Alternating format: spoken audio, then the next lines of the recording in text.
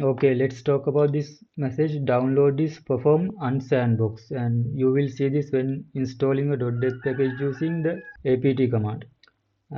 First of all, let me start by saying it is not an error. It is just a message and you can safely ignore it.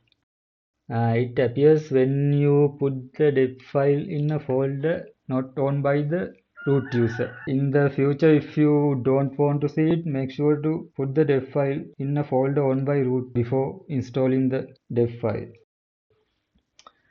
For example, here I am at the /tmp directory, and /tmp directory is owned by the root, and if I install this deb file from /tmp directory, we won't see that message because it is owned by the root user. But you don't have to do it like this because it is not an error and you can just ignore it.